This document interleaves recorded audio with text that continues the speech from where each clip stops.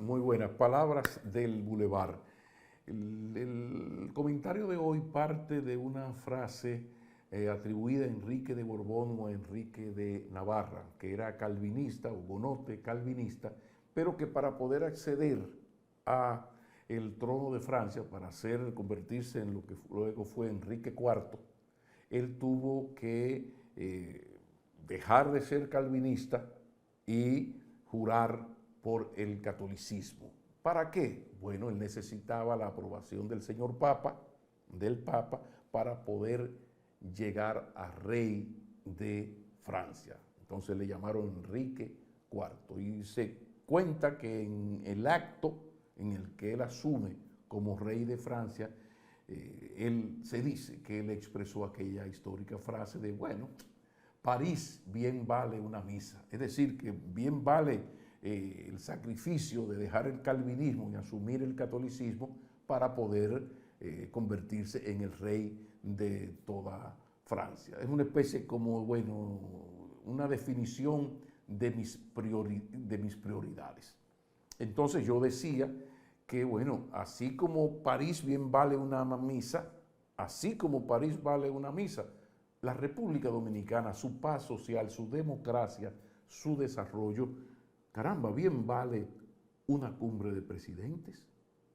No sé qué les parece a ustedes, pero miren, cuando los extremos coinciden, cuando todo el mundo coincide o casi todo el mundo coincide en criticar tal o cual decisión de un gobierno, lo más inteligente de parte de ese gobierno es dejar esa decisión sin efecto. Y precisamente eso es lo que ha hecho el gobierno dominicano en su ya retirado proyecto que había sometido al Congreso Nacional, ese proyecto de ley integral sobre trata de personas. Eso fue lo que hizo el presidente Abinader. ¿Por qué? Porque Abinader entendió que era la hora de retroceder. Yo diría que no solamente de echar para atrás, poniendo el oído en el corazón del pueblo, sino también de explicar. Es el momento de explicar las razones de haber sometido un proyecto con esas características en un país tan arrabalizado institucionalmente. Un país en donde todos los gobiernos que gobierno han sido en los últimos 50 años se han negado en los hechos, que no en las palabras, a organizar la bendita inmigración. La inmigración. Hablo de aplicar el Código Laboral, aplicar la misma ley de inmigración y decidirse a eliminar las mafias cívico-militares de trata de personas, precisamente, que tienen que ver con el proyecto que fue retirado, que ese es otro tema gravísimo, porque una buena parte de los inmigrantes que entran al país entran en negociación con mafias de trata de personas y al enfrentar a esas mafias de trata de personas surge el problema.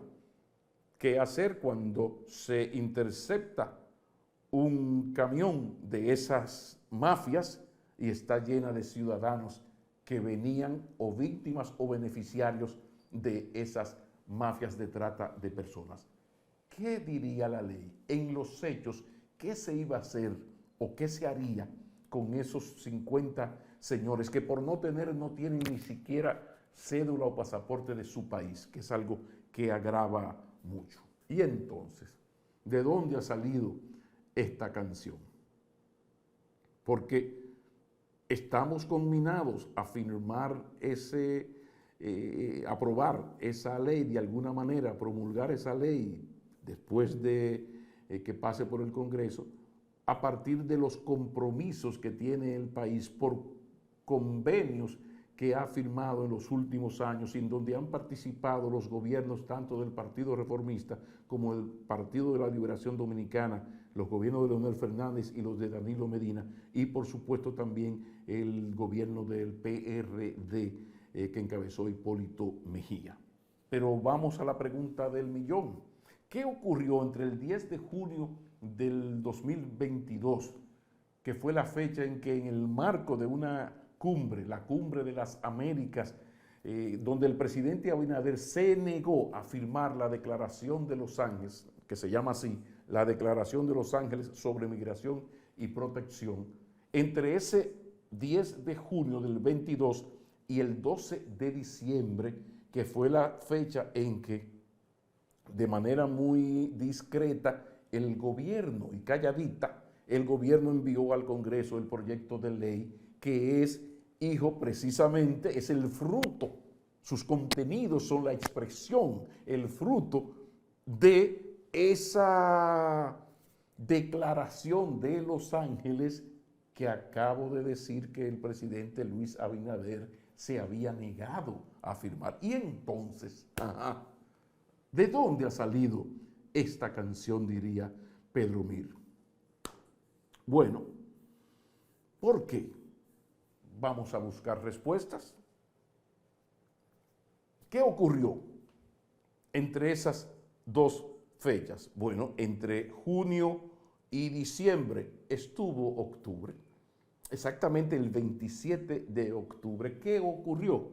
Bueno, ocurrió que al Palacio Nacional se presentó la señora subsecretaria de Seguridad Ciudadana, Democracia y Derechos Humanos del Gobierno de los Estados Unidos, ella se llama Uzra Zeya, para solicitar, pónganle comillas a esto de solicitar, al gobierno dominicano la aprobación, cito, de una ley actualizada sobre la trata de personas conforme a los estándares internacionales. Subrayen lo de los estándares internacionales, es decir, los documentos que ha firmado el país en los últimos 50 años, que son los que dan sustento a los contenidos tanto de la Declaración de Los Ángeles como de la ley.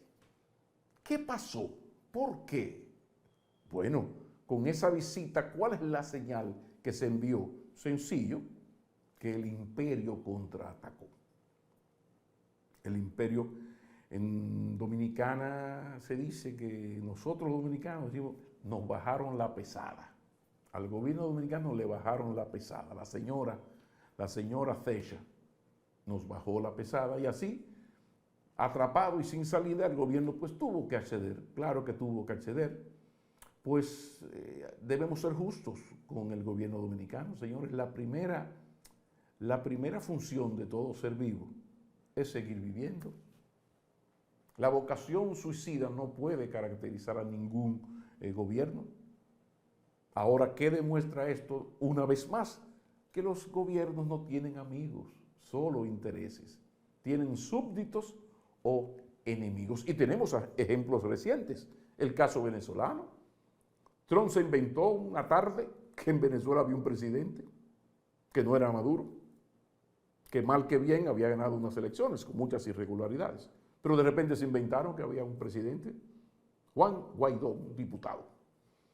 Y nos ordenaron a todos los países de su órbita, así como existe la órbita soviética de entonces, de aquellos años, existe la órbita de influencia norteamericana, que apoyáramos a ese señor Guaidó, el presidente Guaidó. Ve qué vaina.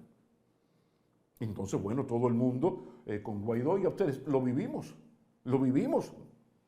Pero ¿qué pasó? Que de repente, hasta en el gobierno de Trump, recuerden que hasta se habló de una posible invasión militar a Venezuela.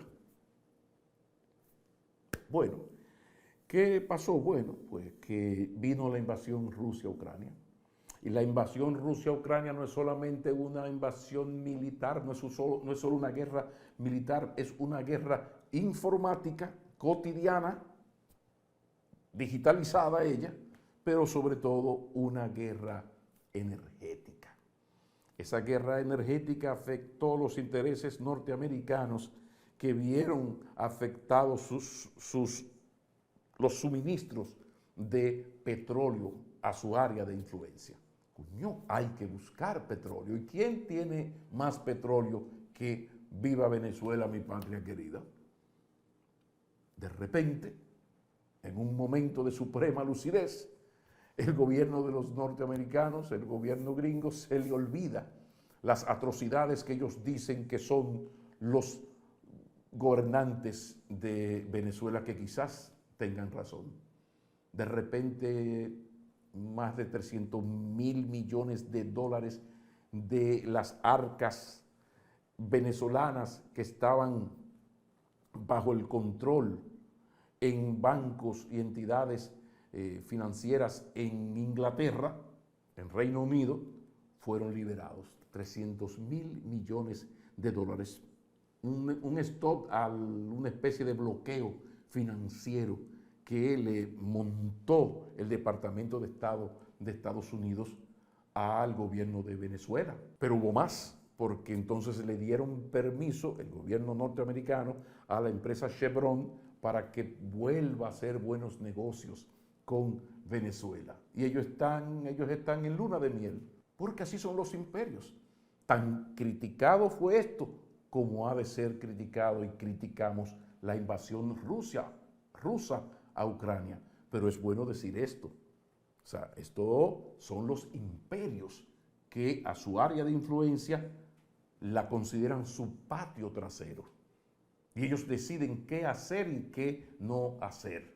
Por eso uno condena la invasión rusa a Ucrania con la misma fuerza que se ha pasado la vida condenando aquella invasión norteamericana a la República Dominicana, la frustración, lo que ha significado para la democracia dominicana, la pervivencia de alguna manera del trujillismo, porque aquí se mató a Trujillo, pero la mentalidad trujillista ha seguido intacta gracias a esa maldita invasión. Si todo lo anterior, todo lo que hemos conversado, si todo lo anterior no es suficiente para que Luis Abinader, Danilo Medina, Leonel Fernández, Hipólito Mejía depongan temporalmente sus armas electorales, eso que llamamos la may del play, de sus ejércitos mediáticos, con sus insultadores de oficio y sus ejércitos manipuladores de profesión, si esto no es suficiente para que ellos se reúnan en una cumbre urgente por el país, la paz y nuestra democracia, ¿qué carajo tiene que ocurrir para que lo hagan? Si eso no es suficiente, pues que venga Dios y lo vea. Y yo terminaba entonces diciendo que si en asuntos de amor, en cosas de amores, del cuello de la amada pende un Cristo, en cualquier lugar del país depende la economía dominicana de un obrero haitiano, con o sin papeles, con documentos o sin documentos, legal o ilegalmente. Y esas sí que son palabras mayores. No queda más que citar a Piero y decir, ay país, país, país. Volveremos a encontrarnos.